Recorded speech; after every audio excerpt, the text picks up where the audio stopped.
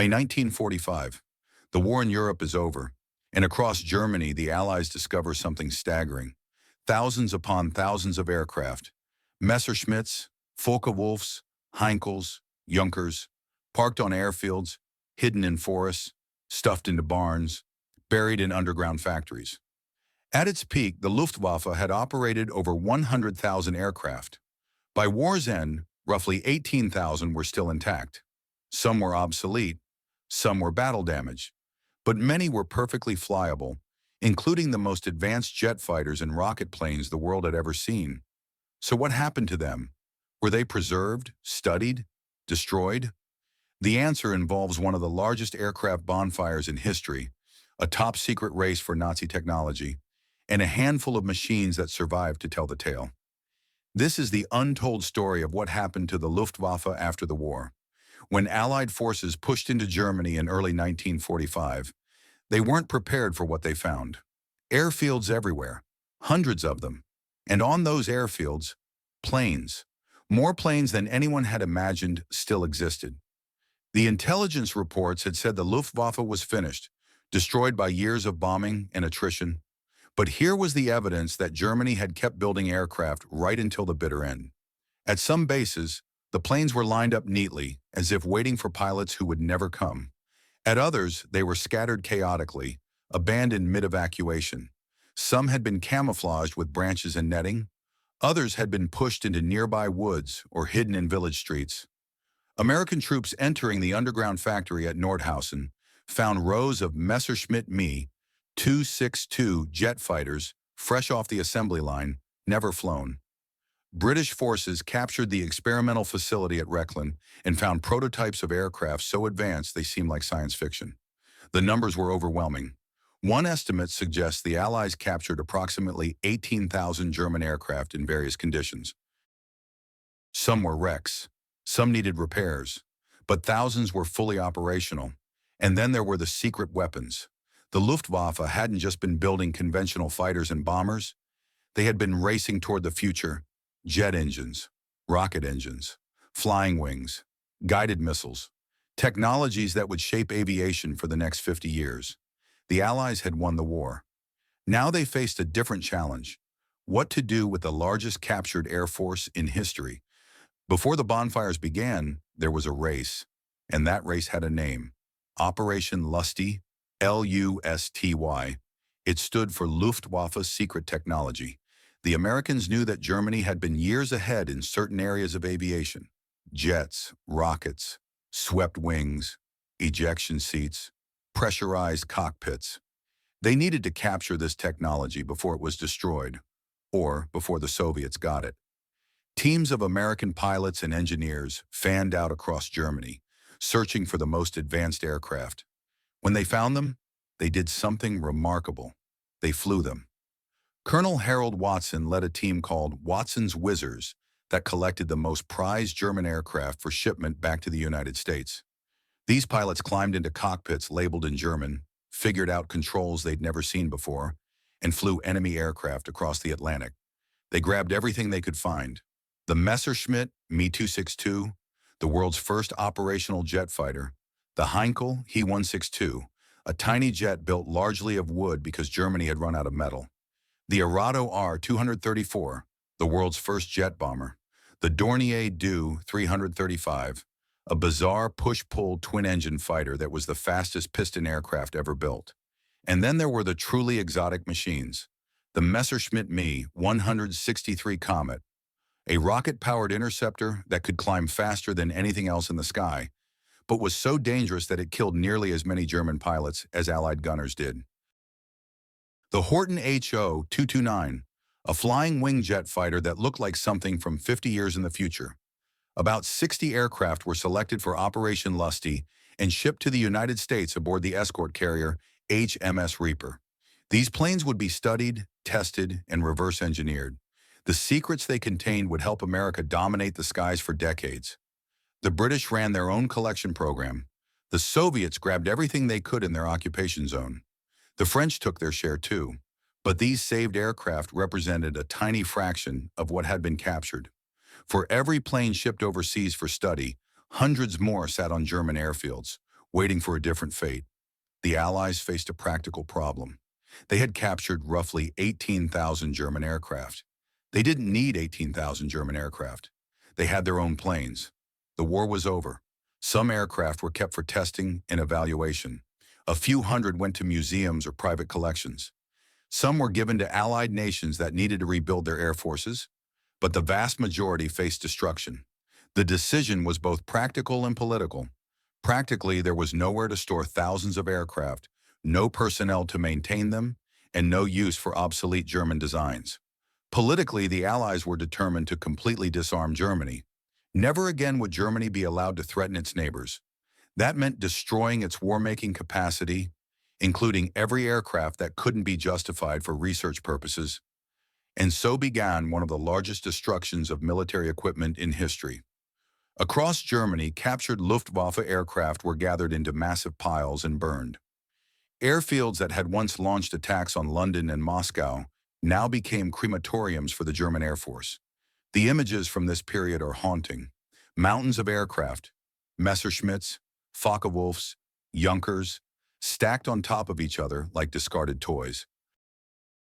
American soldiers with flamethrowers setting them ablaze.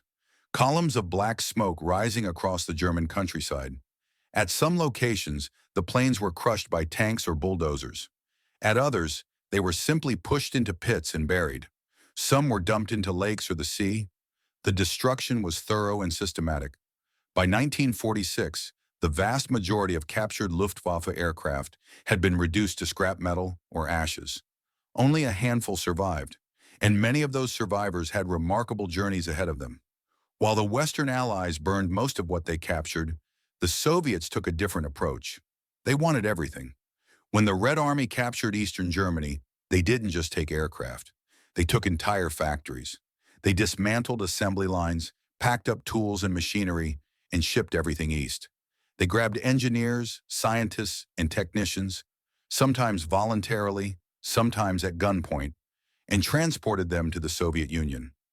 The Soviets were especially interested in jet technology. They had fallen behind in this area during the war, and German expertise offered a shortcut. At the BMW factory, they found jet engine designs that would influence Soviet aviation for years. At Junkers, they captured the Jumo 004 engine that had powered the Me-262. They took it home, studied it, and used what they learned to build their own jets. German engineers found themselves working in Soviet facilities, essentially continuing their wartime jobs under new management. Some stayed for years. Some never returned to Germany.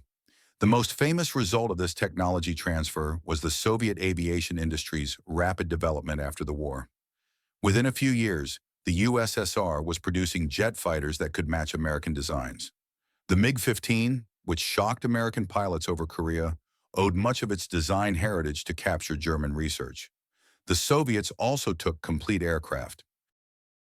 Unlike the Western Allies, they didn't hold mass destruction programs. Instead, they studied, copied, and learned. Many German aircraft were flown extensively in Soviet tests, their secrets extracted before they were finally retired.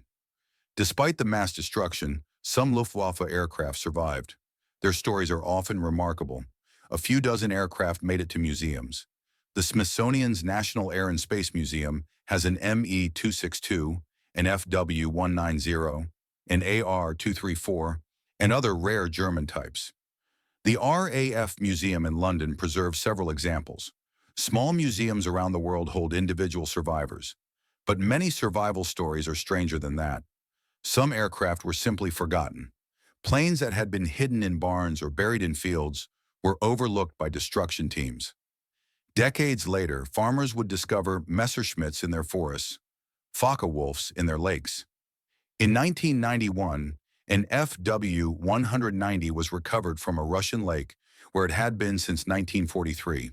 The cold water had preserved it almost perfectly. After restoration, it flew again. In Denmark, workers draining a marsh found an intact Bf-109 that had crashed during the war. In Norway, glaciers have slowly revealed aircraft that went down in the mountains 60 years ago. And then there are the reconstructions. Starting in the 1990s, companies began building new Luftwaffe aircraft from scratch, or restoring wrecks to flying condition. Today, there are more airworthy Me-262s than there were in 1950. They're built using original blueprints, sometimes incorporating salvaged original parts. A company in Texas built a series of flyable Me-262 reproductions using modern materials but authentic designs.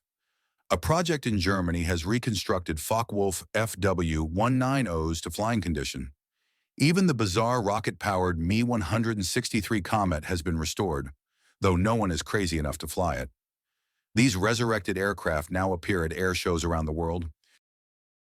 The sound of a Daimler-Benz engine or a UMO jet, once a sound of terror over Europe, has become a sound of historical memory. The Luftwaffe was destroyed in 1945, but its technological legacy lived on in ways that shaped the modern world. The swept wing, developed by German researchers to delay the effects of compressibility at high speeds, became standard on virtually all high-speed aircraft. American jets like the F-86 Sabre used swept wings derived directly from German research. The ejection seat, first used operationally by the Luftwaffe, is now universal in military aviation.